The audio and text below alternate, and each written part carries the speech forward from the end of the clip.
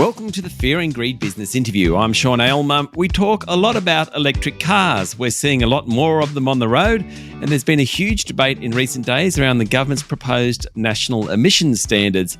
But what about electric trucks? Momentum seems to be growing behind the decarbonisation of heavy transport in Australia, much of it in just the last 12 months or so. And one of the big players in this space is Volvo. Martin Merrick is president of Volvo Group Australia. Martin, welcome to Fear and Greed. Hi, Sean. Thanks for inviting me. Last year, trucks were barely referenced in the national EV strategy. What's changed since then? Why are we hearing more about it? I would say that certainly the industry bodies and ourselves, we've been sharing some information to the ministers. The National Heavy Vehicle Regulator has been doing the same thing, that road transport accounts for a circa 18 to 20% of CO2 emissions here in Australia. Wow. And the fact that we have the technology, if we have some legislation change and then some more incentives, perhaps we can really decarbonise the transport industry here in Australia. So it's pretty much low-hanging fruit for the governments. Okay, so can you talk me through the specifications of some of these trucks? Volvo launched a range of heavyweight trucks last year called FH Electrics. I mean, how heavy are they? What's their range, charging time? All those questions that sort of car drivers have. I'm sure it's more pertinent in a sense for long haul. Can you tell me a bit about them? Yeah, absolutely.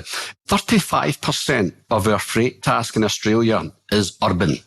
So, in effect, a customer can utilise an electric vehicle during the day and will get up to 300 kilometres depending on the route, the load, topography, and then come back in the evening and recharge overnight to go and do the work next day. Now, we've been trialling vehicles in Melbourne with our partner Linfox for over 2 years now.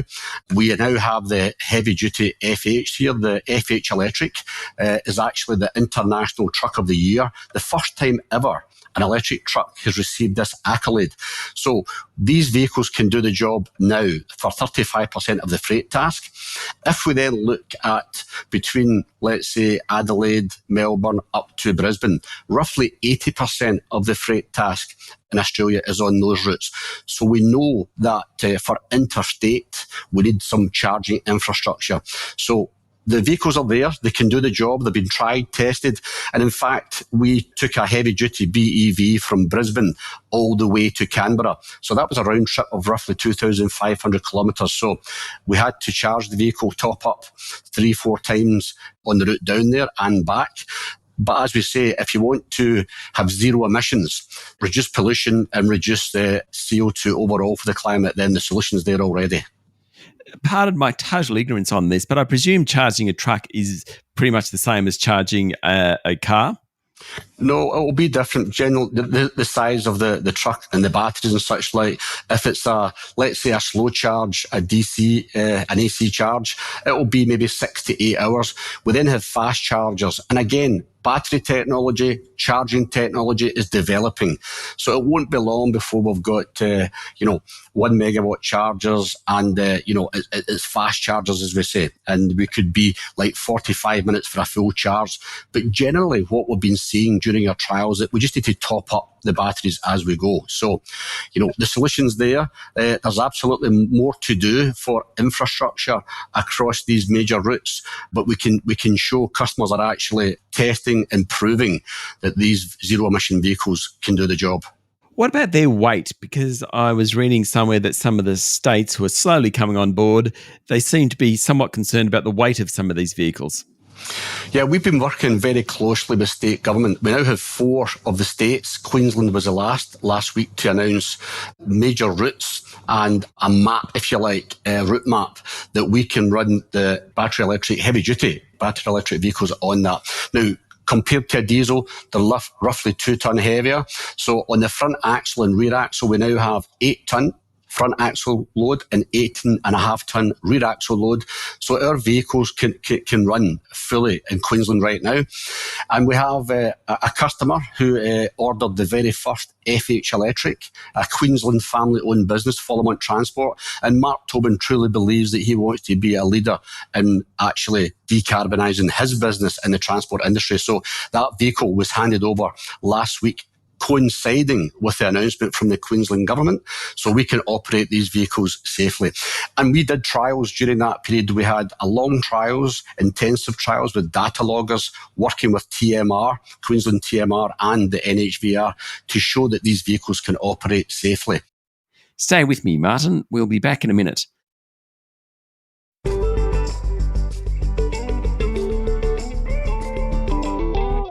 I'm speaking to Martin Merrick, President of Volvo Group Australia. So Queensland's obviously on board. What about New South Wales, Victoria, South Australia, which you said that corridor is 80% of the long haul? Yeah, they're on board too.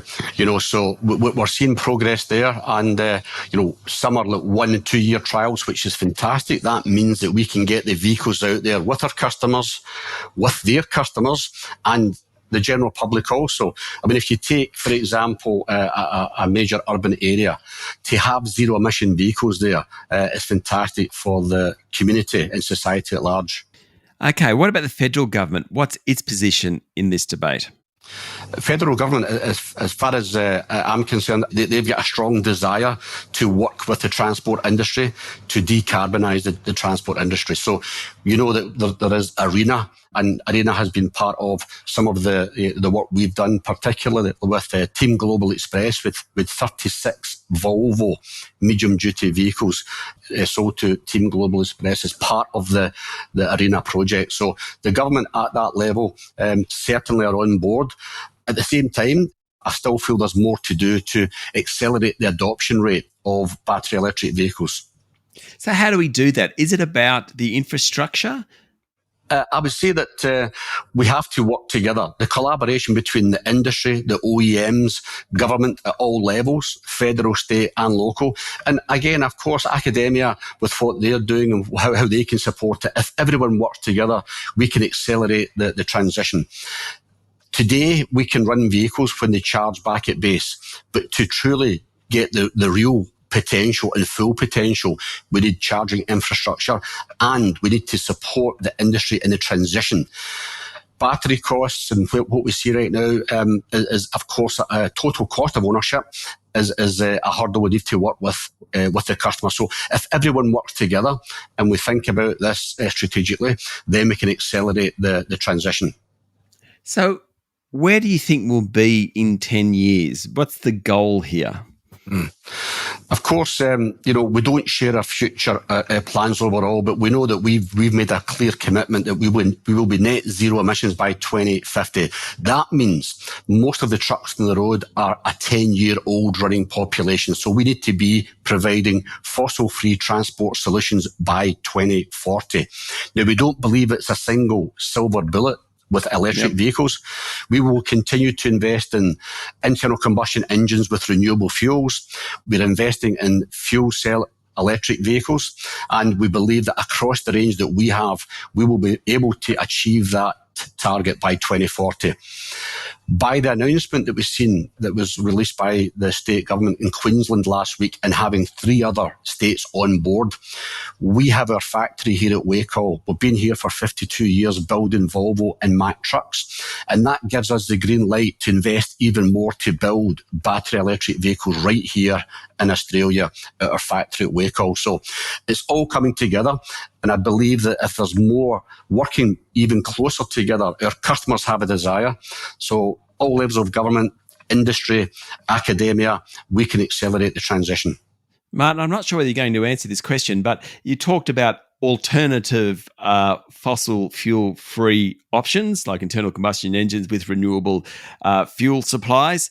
As we go forward, do you think one or other will dominate? Now, obviously, we have billionaires in Australia putting a lot of money into hydrogen to try and help heavy transport, that type of thing.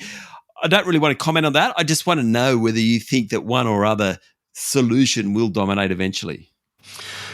We are clear that we don't see one single solution. That's why we're investing more than ever before in the full range. As I've said, internal combustion engine will be with us for many years to come, particularly in Australia. When we look at the type of work that we do with road trains, heavy loads, long distances and such like. So really it will be, segment by segment, customer by customer, that there'll be a clear strategy that we will have the solution for any eventuality. So we're investing in all solutions. Fantastic. Martin, thank you very much for talking to Fear and Greed. Great. Thanks, Sean. That was Martin Merrick, President of Volvo Group Australia. This is the Fear and Greed Business Interview.